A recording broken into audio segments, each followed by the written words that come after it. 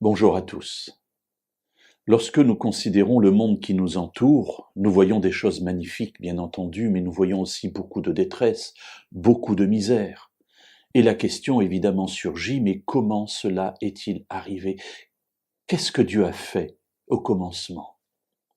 Alors nous n'allons pas répondre à la première partie de la question, comment cela est-il arrivé? Cela fera l'objet d'autres méditations, mais que s'est-il passé au commencement?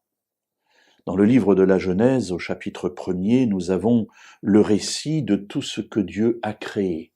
Il a créé le monde, il a créé l'eau, il a créé la terre, il a créé les animaux, il a créé les végétaux, et puis la lumière. Voilà toutes ces choses qu'il a créées. En fait, il crée un berceau magnifique, une chambre d'enfant extraordinaire dans laquelle il placera, comme sommet de cette création, l'homme et la femme qu'il a créés à son image.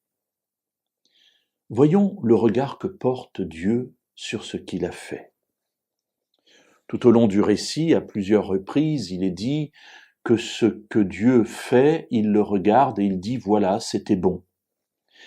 Et arrivé au 6e soir, il y a une appréciation légèrement différente. Et je vous invite à la lire dans le premier livre de la Bible, premier chapitre, et au verset 31. Dieu vit alors tout ce qu'il avait fait. Et voici, c'était très bon.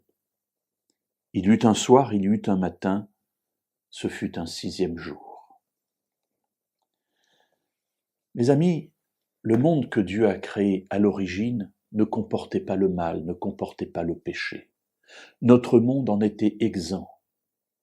Le mal existait déjà. On aura sans doute l'occasion un jour de revenir sur ce sujet.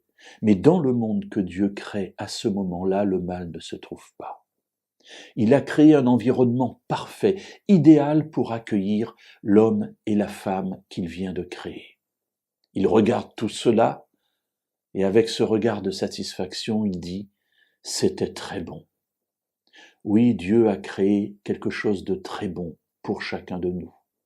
Et même dans le monde détérioré dans lequel nous vivons, Dieu a toujours ce projet de quelque chose de très bon pour nous. Mes amis, pourquoi?